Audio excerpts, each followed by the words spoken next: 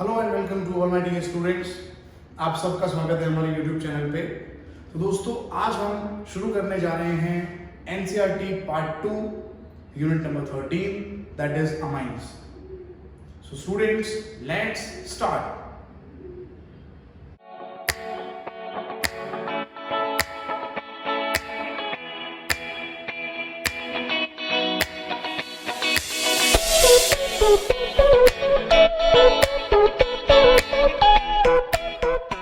चलिए दोस्तों, तो अब हम बात करते हैं सबसे पहले इंट्रोडक्शन के बारे में। चैप्टर हम स्टार्ट करेंगे दोस्तों इंट्रोडक्शन से। सबसे पहले इंट्रोडक्शन के अंदर हम देखते हैं कि ये जो अमाइंस है बेटा, ठीक है, ये कहां से डिराइव होंगे। ऑलरेडी हमने 11th के अंदर basic principles of organic chemistry chapter के अंदर हमने पढ़ा था, ठीक है। वही पॉइंट सबसे पहले मैं यहां पे मेंशन कर रहा हूं कि amines are derived by replacing one or more hydrogen atom of ammonia. बेटा NH3 आप सबको पता है अमोनिया का स्ट्रक्चर, ठीक है। नाइट्रोजन के पास जब 3 हाइड्रोजन और एक लोन पर रहता है तो इसको हम बोलते हैं अमोनिया। अगर हम अमोनिया से वन बाय वन हाइड्रोजन को रिप्लेस करेंगे, किससे करेंगे रिप्लेस? हम रिप्लेस करेंगे अल्काइल ग्रुप और एराइल ग्रुप से, ठीक है। उसको हम बोलेंगे amines. Is it clear? Now हम कितने हाइड्रोजन को सब्स्टिट्यूट कर रहे हैं उस पर डिपेंड करता है कि प्राइमरी अमाइन बनेगा कि सेकेंडरी अमाइन या फिर टर्शियरी अमाइन, ठीक है। देखिए यहाँ पे मैंने कुछ एग्जांपल लिखे हैं। सबसे पहले अमोनिया से अगर मैं यहाँ से एक हाइड्रोजन को रिप्लेस कर दूंगा, ठीक है, और यहाँ पे मैं CH3 लिख दूंगा तो ये हो गया प्राइमरी अमाइन, क्योंकि यहाँ पे मैंने एक हाइड्रोजन को रिप्लेस किया हुआ। अगर यहाँ पे एक हाइड्रोजन को रिप्लेस करके मैं C6H5 लिख दूंगा, मोनो सब्स्टिट्यूटेड बेंजीन, तो ये हो जाएगा aromatic primary amine. Is it clear दोस्तों? ठीक है। अब देखो यहाँ पे मैंने 2 हाइड्रोजन निकाल दिए तो NH रहेगा बाकी, और 2 हाइड्रोजन की जगह मैंने क्या लिखा है? 2 मिथाइल ग्रुप लिखे हैं, तो इसका मतलब ये सेकेंडरी अमाइन है। और अगर यहाँ से मैंने 3 हाइड्रोजन को रिप्लेस कर दिया बेटा NH3 से, तो ये बन जाएगा टर्शियरी अमाइन। तो again amines are derivative of ammonia. Now one by one if we'll substitute hydrogen, then if we'll substitute 1 hydrogen from ammonia, we'll get primary amine. If we'll substitute 2 hydrogen from ammonia, we'll get secondary amine. And if we'll substitute 3 hydrogen from the structure of ammonia, we'll get tertiary amine. I hope this is clear to all of you. Now we'll study occurrence. Occurrence की बात करते हैं। तो एक तो कोई भी जो चीज होती है उसका नेचुरल सोर्स होता है, ठीक है, और एक होता है सिंथेटिक सोर्स। कहां से हम सिंथेसाइज करते हैं, कहां यूज करते हैं माइंड, ठीक है। तो सबसे पहले यहां पे मैंने लिखा है, देखो synthetically they occur in nature, synthetically लिखा है, और मैंने यहां पे नेचुरल जो सोर्स है वो लिखा है। फर्स्ट नेचुरल सोर्स जो है they occur in nature in proteins. Now the protein हम सबको पता है it is a biopolymer, okay, and the monomer of protein is alpha amino acid. Alpha amino acid बेटा अमीनो ग्रुप, ठीक है, जो अभी हम पढ़ रहे हैं वो यहाँ प्रोटीन के अंदर प्रेजेंट है। तो प्रोटीन एक नेचुरल सोर्स है जो लिविंग ऑर्गेनिज्म के अंदर होता है। Then vitamins, vital amines, vital essential amines for living organism is known as vitamins, okay. Hormones and alkaloids, they are natural source. And synthetic example है ड्रग्स। ड्रग्स के अंदर बेटा NH2 ग्रुप होता है, अमाइन होते हैं, ठीक है। डाइज, ठीक है, जो कलर इंपार्टिंग केमिकल सब्सटेंस है डाइज, उसके अंदर अमाइन रहता है, और पॉलीमर्स के अंदर, ठीक है, अमाइंस हम यूज करते हैं। तो ये बात होगी अकरेंस के बारे में। अब हम बहुत ही इंपॉर्टेंट टॉपिक पढ़ रहे हैं that is uses of amines. हम बात कर रहे हैं बेटा यूजेस ऑफ अमाइंस के बारे में, ठीक है बेटा। तो ये बहुत ही इंपॉर्टेंट टॉपिक है। जैसे मैंने पहले आपको बताया और बहुत सारे लेक्चर्स में मैं मेंशन कर चुका हूँ कि अगर NCERT हम वर्ड टू वर्ड अच्छे से हर एक वर्ड को NCERT में, है ना, समझ लेंगे, और NCERT के जितने भी एक्सरसाइज हैं, इन-टेक्स्ट क्वेश्चंस हैं, उसको हम अच्छे से करेंगे तो 75 to 80% जो कॉम्पिटिटिव एग्जाम का सिलेबस है ना, वो हमारे लिए आसान हो जाएगा। तो ये जो वर्ड्स हैं मैंने पूरे NCERT से लिखे हुए हैं, है ना, वो आपको याद करने हैं। सबसे पहले मैंने यहाँ पे मेंशन करे यूजेस। सबसे पहला है adrenaline and ephedrine. Both are biologically active compound. both are again biologically active compound and both contains secondary amine group. दोस्तों दोनों के अंदर secondary amine group है and they are also used to increase blood pressure. Yes बेटा, ये blood pressure increase करने में help करते हैं. तो आपको इतने पॉइंट्स याद करने हैं. सबसे पहले ये याद करो, एड्रेनलिन, एफेड्रिन, ये दो बायोलॉजिकली एक्टिव कंपाउंड है जिसके अंदर सेकेंडरी अमीनो ग्रुप प्रेजेंट है and they are used to increase blood pressure. ठीक है बेटा. Next is a synthetic amino compound, synthetically prepared amino compound, that is novocaine. It is used as an anesthetic in dentistry. Yes बेटा, ये याद करो आप. novocaine जो है सिंथेटिक अमीनो कंपाउंड है, सिंथेसिस करके है ना, मैन मेड कंपाउंड है, एनेस्थेटिक है जो डेंटिस्ट्री में यूज करते हैं. ठीक है. चलिए, now next is antihistamine drug, that is Benadryl, contains tertiary amino group. Benadryl के अंदर टर्शरी अमीनो ग्रुप होता है. Next, quaternary, that is 4-degree ammonium salts are used as surfactant. बेटा सरफेस एक्टिव एजेंट उसको हम बोलते हैं सर्फेक्टेंट. सरफेस एक्टिव एजेंट उसको हम बोलते हैं सर्फेक्टेंट.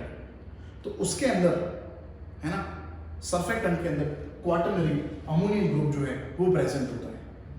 ठीक है बेटा. 4-degree अमोनियम ग्रुप उसके अंदर प्रेजेंट होता है. जैसे हमने पढ़ा था एक डिटर्जेंट सेटाइल ट्राइमेथाइल अमोनियम ब्रोमाइड, आप याद कीजिए, सेटाइल ट्राइमेथाइल अमोनियम ब्रोमाइड पढ़ा था हमने. उसके अंदर है ना क्वाटरनरी अमोनियम है ना सॉल्ट प्रेजेंट था जो एक सर्फेक्टेंट है. And the last but the most important application of this chapter is diazonium salt because they are very unstable.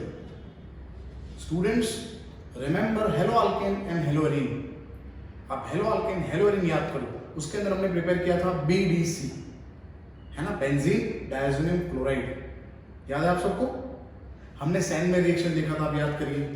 ठीक है ना. तो BDC जो है बेटा सबसे अनस्टेबल प्रोडक्ट है.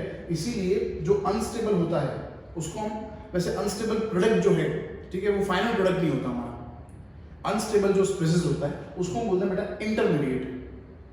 और इंटरमीडिएट के अंदर बहुत सारे रिएजेंट यूज करके हम क्या प्रिपेयर कर सकते हैं?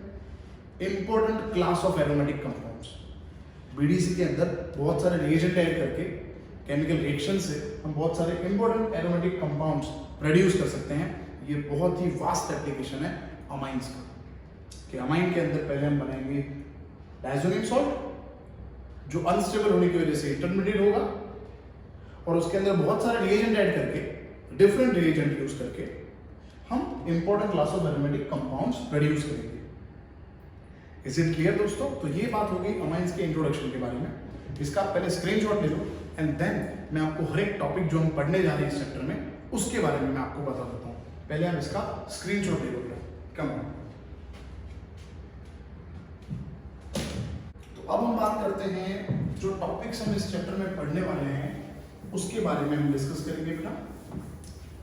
Okay, we will discuss the topics which we study in this chapter.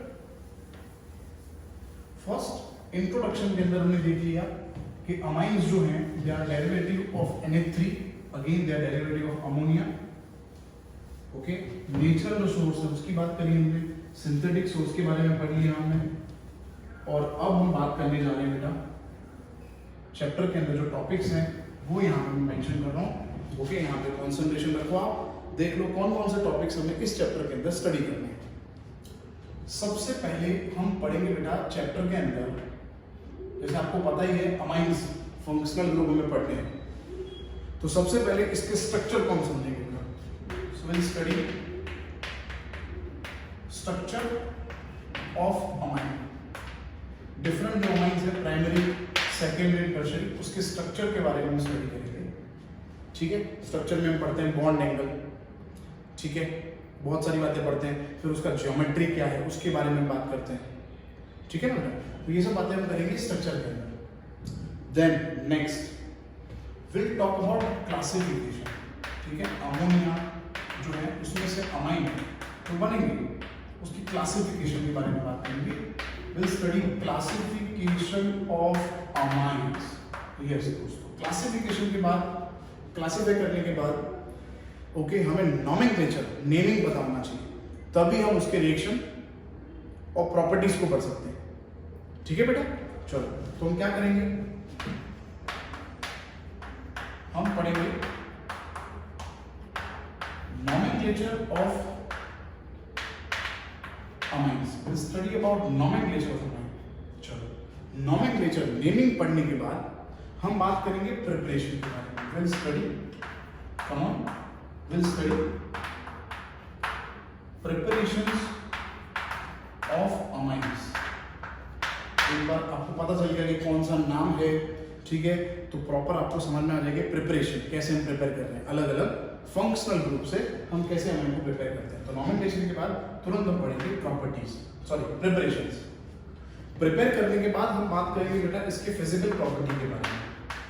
Will study about physical properties, will study about physical properties of amines, and then after studying physical property we'll talk about chemical property, chemical properties of amines। chemical property बहुत ही important topic है, ठीक है बेटा। then we'll study separation of amine, come on, we'll distinguish between primary, secondary and tertiary amine। so we'll study separation of primary, secondary and tertiary amine। हम primary, secondary और tertiary amine का separation देखेंगे। And the last but not the least बहुत ही important topic जो है that is diazonium salt, diazonium salt and its application. उसके application जो है, डाइज प्रोड्यूस करेंगे हम, फिनॉल बनाएंगे हम, फ्लोरोबेंजीन, आयोडोबेंजीन, ठीक है, फिनाइल हाइड्रेजिन बनाएंगे, बेंजीन का प्रोडक्शन करेंगे हम। बहुत सारे डायज़ोनियम सॉल्ट जो इंटरमीडिएट है उसके अंदर बहुत सारे रिएजेंट ऐड करने के बाद हम important class of aromatic compound को प्रिपेयर करेंगे जिसका रूटीन लाइफ में बहुत ज़्यादा एप्लीकेशन है। तो दोस्तों इतना पढ़ना है हमें चैप्टर के अंदर, ठीक है। आज के इस लेक्चर के अंदर हमने पढ़ लिया है इंट्रोडक्शन और टॉपिक्स जो हम इस चैप्टर में पढ़ने वाले हैं, ठीक है दोस्तों। तो इस वीडियो को देखने के लिए थैंक यू सो मच। और अगर आपको पूरा वीडियो, पूरा कंटेंट समझ में आ गए तो प्लीज़ लाइक करें वीडियो को। अभी तक आपने चैनल को सब्सक्राइब नहीं किया तो प्लीज़ सब्सक्राइब आवर चैनल और अपने फ्रेंड्स तक ये चैनल को पहुंचाइए। मैं मैक्सिमम ट्राई कर रहा हूँ कि आपके साथ जितना भी मैं फ्री हूँ आपको मैक्सिमम एनसीईआरटी का syllabus as early as possible इस चैनल पे मैं अपलोड करूँ। आपको खाली एक काम करना है मेरा, ये चैनल के सब्सक्रिप्शन जो है वो आपको बढ़ाने हैं, इतना काम है, ठीक है बेटा। चलिए बेटा, thank you so much, thank you for watching this video, thank you friends.